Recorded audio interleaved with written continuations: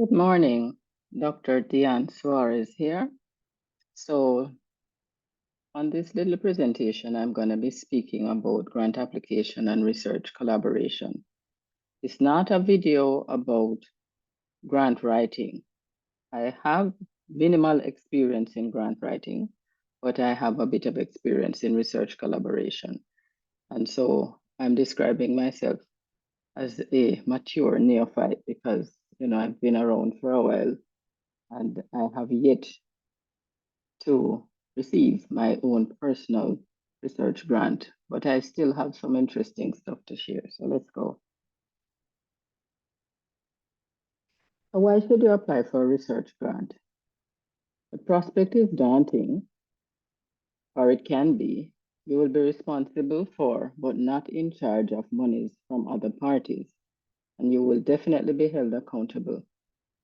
So there are checks and balances that will be in place, and you will have timelines to adhere to.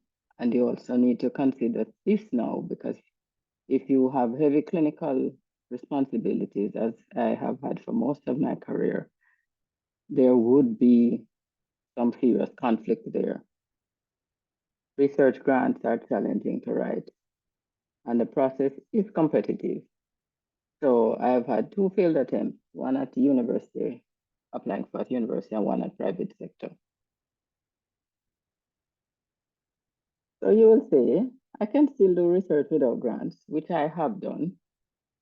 So my most celebrated paper was one I wrote a few years ago, quite a few years ago, with my former teacher, Professor Menglaw. I think he's now back home in Australia, and it's about magnetic resonance spectroscopy of the brain. And it's a review article, and I have to thank Mrs. Mansing, who was our librarian at UWI at the time in the medical library. And she was the one who gave me the advice that writing review articles, they do get a lot of reading and citation, and she was right.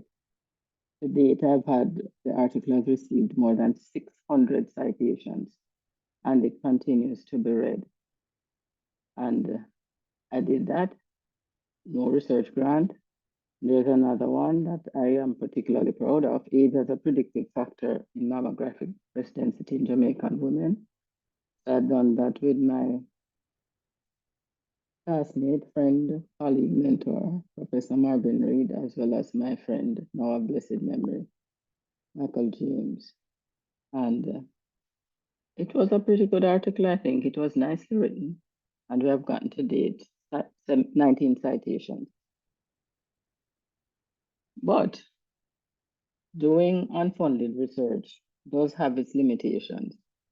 And so I'll now talk about the benefits of funded research. So it increases your research capacity. It facilitates more involved research. Collaboration facilitates increased access to funds. It increases your potential resource base, including skill sets, because you'll have other people now involved who will be able to do things that you don't know how to do. And that is what makes your research richer and more robust. And never forget, you're getting funded, doing funded research, it generates income for your home institution. For collaboration, when you're a collaborator or a co-investigator, you're not necessarily the PI, which now relieves you of the responsibility of being accountable for the funds and adhering to timelines and protocol, adhering to protocols and so. And if you are a co-investigator or collaborator, you may or may not be asked to participate in the preparation of a grant proposal. In smaller studies, you should participate, and you would also get some more experience in learning how the process works. And if it's a multi-center study, you are less likely to be asked to participate, but you can always ask to have a look at the protocol, the proposal, to see what has been happening. And certainly as the process goes on and the research progresses, you will always be aware of when there have been changes to the protocol, when you have to resubmit to the ethics committee or the IRB, as they would be called, internal review board. And so you will get some experience, but you would not, and it would help when you do decide to launch off into writing your own grant proposal. And also, you would now have been working shoulder to shoulder with persons who are experienced, so you can always ask for their assistance. And do not forget, you are essential to the success of the grant application because you are part of a team now and you now become a part of the increased skill sets that are available to make this larger and more in-depth project work. A little bit about the historic progression of research, and I will be here quoting from Dr. Kumar of Wayne State University. He had invited me to participate in their global health research collaboration, and that association has continued to evolve, and I'm very grateful for that association. So they did mention some concepts which I found interesting. Research imperialism, exploitation by a more affluent institution researcher of a weaker one. So they need resources, patients, access to persons with disease. And it is a real thing. Happily, I have not been exposed to that in the clinical trials I've participated in. I work with a very with an experienced research team, and they have found persons who, like themselves, are just interested in making good research and improving the status of patients, and they are not looking to exploit anybody. And unfortunately, the situation I'm referring to is dominated by non-nationals, and you'd have few links or inadequate links with the host nationals. And there's no emphasis or very little emphasis on sustainability and long-term benefits for locals. And as I said, that has not been my experience. The projects that I've been on, we have been trained, we have had equipment imparted, and I've actually been able to see the changes in the management of patients as a result of some of the clinical trials I participated in.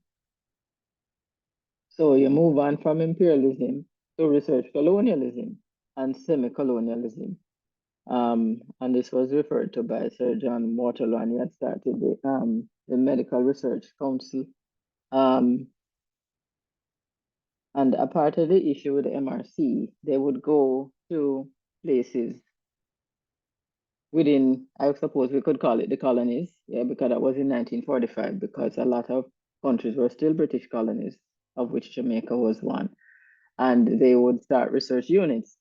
And locals did benefit, but sometimes when the persons who start the unit had retired, the units would close. So I'll tell you some more about what took place here in Jamaica, where we did manage to continue. And so we're progressing from imperialism to semi-colonialism, now to international collaboration. And that is what I've had the benefit of participating in real time. And so the Caribbean Institute of Health Research, as they are now known, has been the vehicle that has facilitated my journey in this regard. So I mentioned the Medical Research Council's journey across the world. And in Jamaica here, this was the final Medical Research Council in 1999, which has evolved into the sickle cell unit. And Professor Graham Sargent was the last head externally, and we have had several local heads. So the headship continues to, it has been transferred to the locals. And it was interesting to meet them again at one of our research outreach programs at the university, because they did some, himself and his wife, Mrs. Beryl Sargent, they did an enormous amount of groundwork in patients with sickle cell disease. And in the background, you can see what looks like some waveform. And that's something that the clinical trials have helped with. And I have been participating as a transcranial Doppler sonographer and also co-investigator. And transcranial Doppler has been used to now identify children who are at high risk for stroke with sickle cell disease. And you see in the little corner here, MRC had opened the unit in 1974, and it was handed over in 1999. So, collaboration. The goal is research partnership, basic principles, mutual trust, national ownership, translation into policy and practice. So now hydroxyurea is now on our very essential and necessary pharmaceutical list. And this has been a direct result of the work of the sickle cell unit, which I've spoken about, which is a part of CARE and which was handed over to us when the MRC pulled out in 99. And we continue the work and we have lots and lots of publications. We are known globally for the work that we have done, and I've been privileged to participate in some of these projects. And there's also development of national research policy because there will be some issues that would be particularly pertinent to the local environment. And that also always needs to be kept in mind. We develop long-standing relationships. We can have exchange programs so persons can go overseas. I went to St. Jude Children's Hospital for training, and there have been conferences on either side of the pond, on either side of the Atlantic, on either side of the island, within the island. And there is one that is an annual thing, and I think it moves north-south. You know, it alternates the Sickle Cell in Focus conference. I've had opportunity to attend on occasion, and it's very, very good. Most times I can't go because of clinical conflicts. And the need for trade-off, the patient population has to be facilitated by provision of resources such as equipment and pharmaceuticals. So, you know, there are situations which are all too often persons move in to collect data from a patient population. And when they move out, there's nothing left back, not even the data for the locals who participated to work with. But that's not what you want. And, you know, the team at the Global Health Research Collaborative continue to emphasize that. So these are the team at CARE in 2017. And here I am, the pretender to the throne. You might recognize a few of these persons. They were having a meeting, and there are persons from all across the region. And here is my good friend and collaborator, Professor Marvin Reed. Here is Professor Sue Walker. I think she's on sabbatical now. So Professor Toller Reed is running the unit at the time. Asha Badaloo, relatively recently minted Professors Monica Asnani and Jennifer Knight-Madden, one of my batchmates. Professor Rainford Wilkes, very seasoned campaigner. More recent collaborators as well, Debbie Thompson, Dr. Angela Rankin Mullins, and all sorts of wonderful people. I could go on and on and on. I have had some good experiences working with these guys, and I've learned a lot from them. And they're still there to pounce upon. I still provide some facilitation with my skill sets on our projects. But you know, it's really been good. So you still have doubt about trying to write your own grant or even getting involved in a larger project? Well, this was not 2 years ago, it would have been about 4 years ago now. That was me for the first time on skis. Actually, I have a video of me going down. President Jimmy Carter inspired me. He said the first time he put on a pair of skis, he was 56 years old. So that was my general vicinity age-wise. So I said, well, if Jimmy could do it, let me try. And it was quite exhilarating. So here are some of the grant-funded projects I have participated in. And a couple of them I've just put the amount of money that has been granted. So you'll see this one garnered $5,000 US. This one was 260. US dollars, and these actually probably got more. So, and these monies end up in, the university or home university. Uh, it is a part of their income ultimately. And the papers that these projects generate and the citations that um, occur subsequently are part of how the university stays on the radar. So this was one of the first clinical trials I participated on. Eight, that you always have to have a cool logo. Sparing conversion to abnormal TCD elevation. That's transcranial Doppler. And this is your sickle cell. So what we're trying to do was to reduce the risk of the children having strokes as a result of their sickle cell status. So here's Professor Marvin Reed and Professor Russell Ware. So he was our overall PI. He was at St. Jude's in Memphis at the time, and he subsequently moved on to Baylor.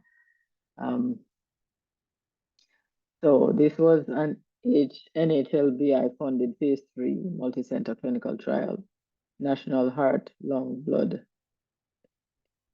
and Blood Institute.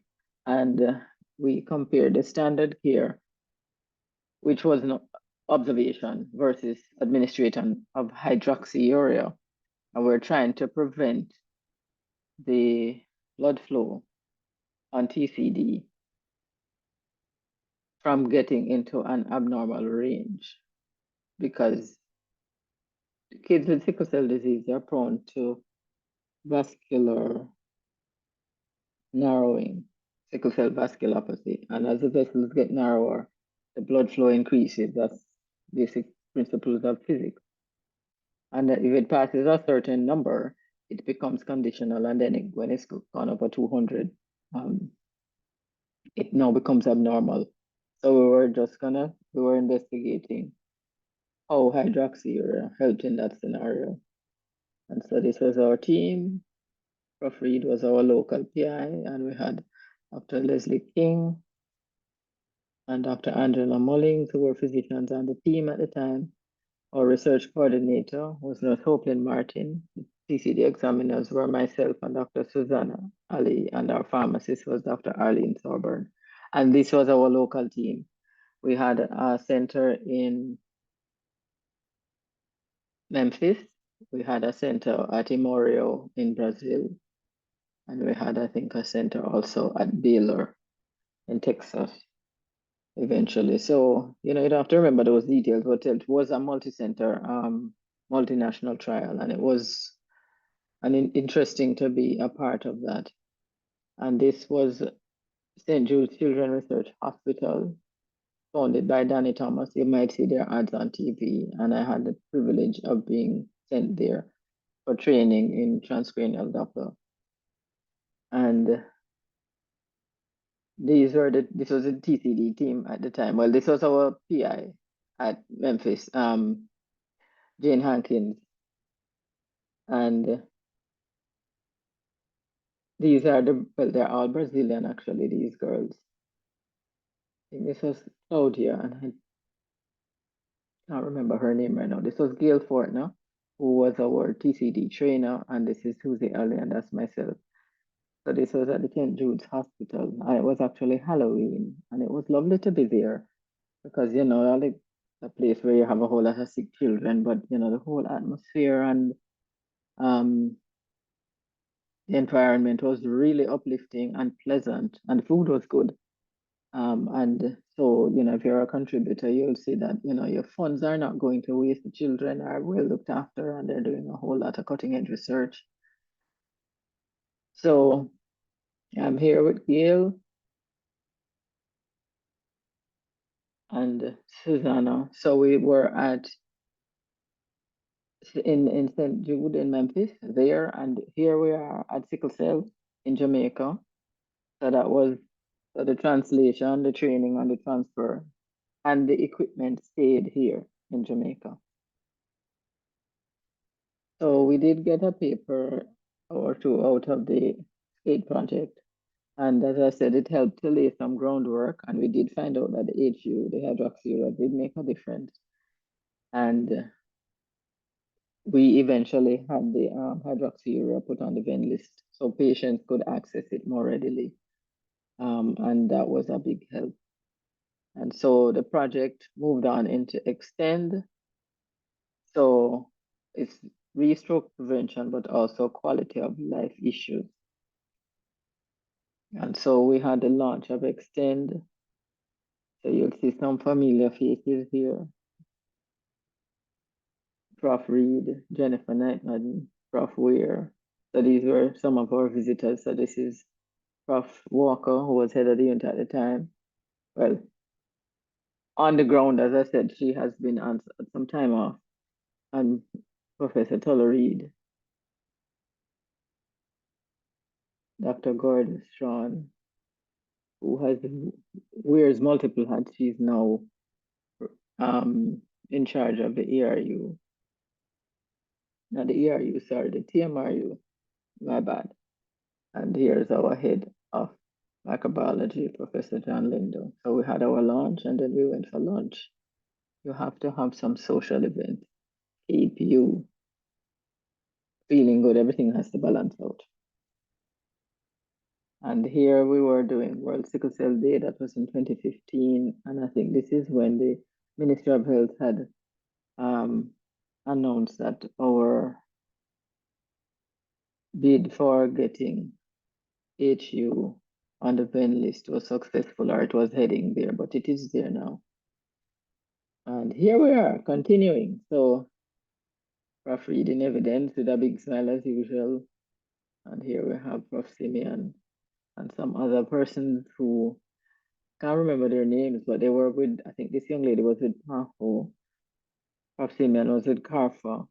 And, so I had visited and participated in a grant writing workshop. And so the funders were available there at the meeting. So that was a different level for me. So there's the National Institute of Health, the Caribbean Public Health Association, St. George's University, and the Pan American Health Organization. They were all there and they made presentations, and something that was a recurring theme, so you're kind of in awe. These are the people who hold the purse strings, have a lot of money available, because when you can get some really good research grants. And they kept saying the same thing: never be shy about applying for funds. You have to make sure that your proposal is written properly, and it's you don't leave any stone unturned. But you mustn't ever think that because you are who you are or where you're from, you don't stand a chance. And they said sometimes they do have funds available that nobody actually applies for. So don't forget that. So I'm encouraging you to still try to do that. So some of the presentations and publications that arose from some of these clinical trials and collaborations.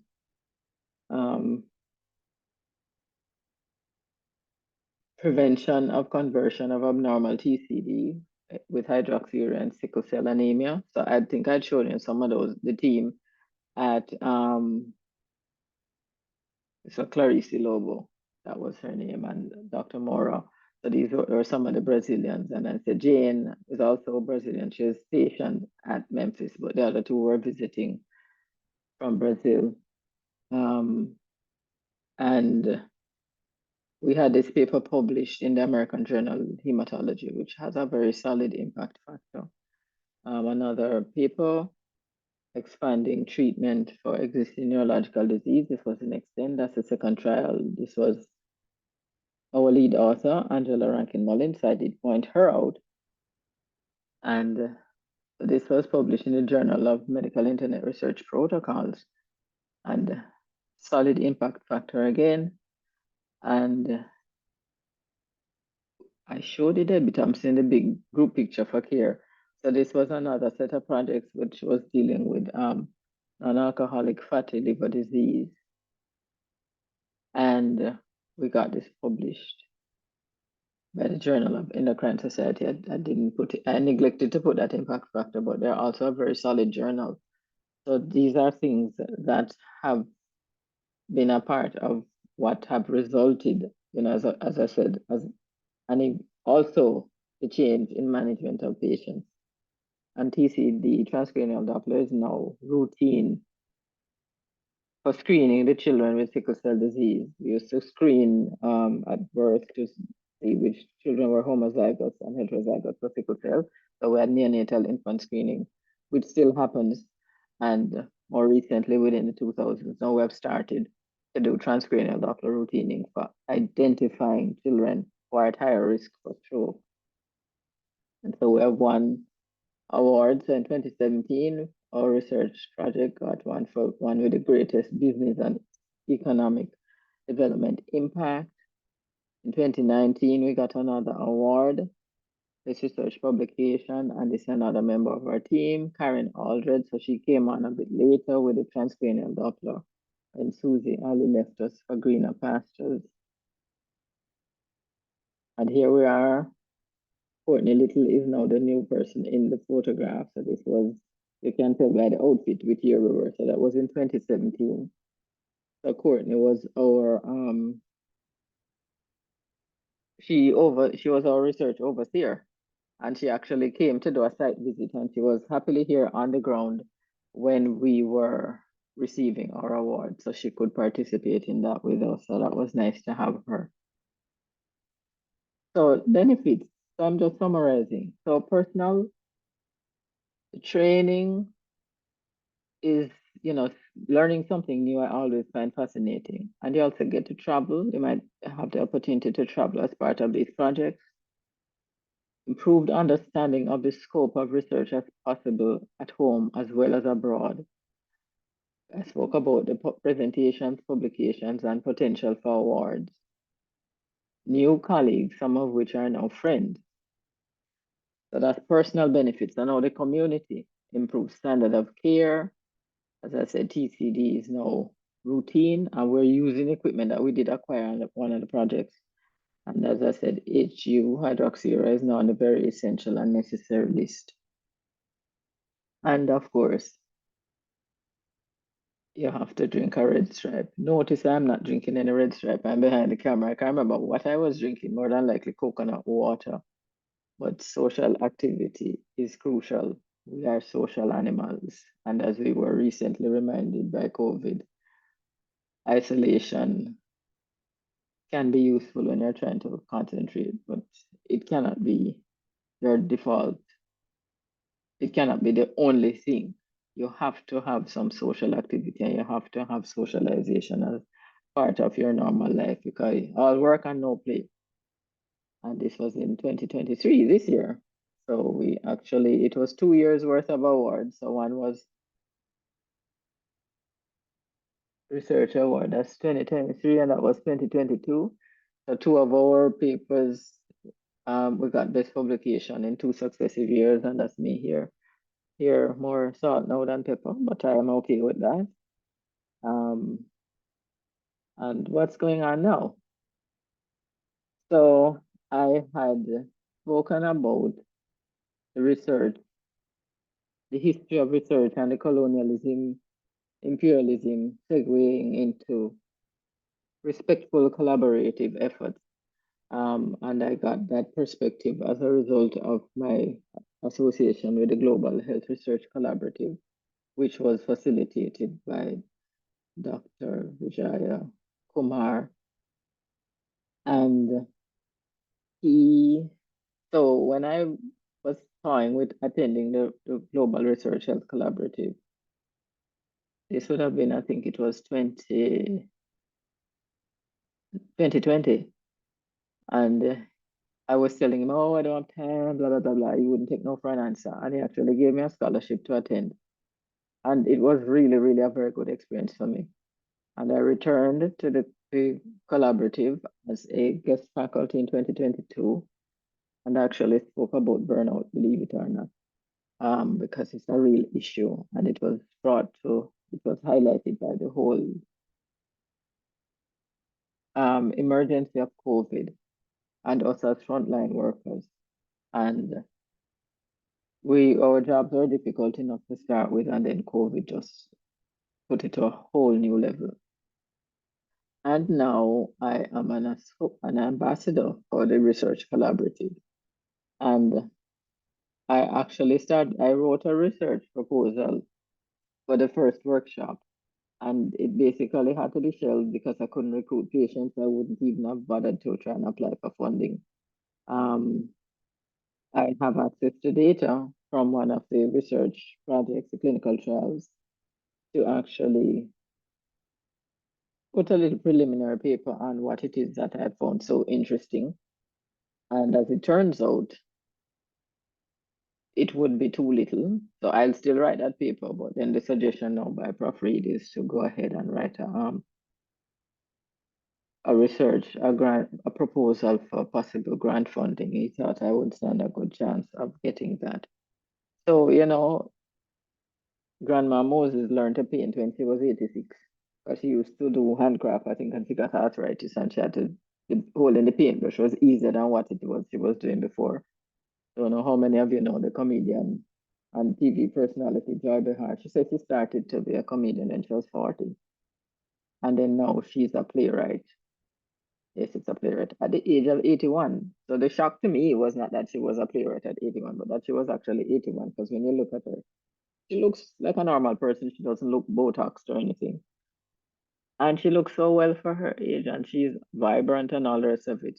So the point is, it's not over until it's over. Just keep going and try to remain vital and do what interests you. And so, research is the reason I'd gone to the university. It's been difficult because of the disproportionate amount of clinical work that I've had to do. A lot of the collaborators that I work with here on campus at the care, they are not assigned to the hospital. They do have limited hospital duties. Sometimes I think some of the duties that they do is voluntary. They run a clinic at sickle cell, but it's not quite the same as, running a X-ray department at the university hospital. But I'm still here and you keep going. And, it's always nice to remember that you can always do something new. It's not over till it's over. It was me a few years ago in China on the Great Wall. Of course, we didn't walk the whole length of it, but I managed to walk a decent amount of it, and I was quite surprised I wasn't popping down, as we'd say in Jamaican. So thank you very much for your attention and all the best with your research efforts.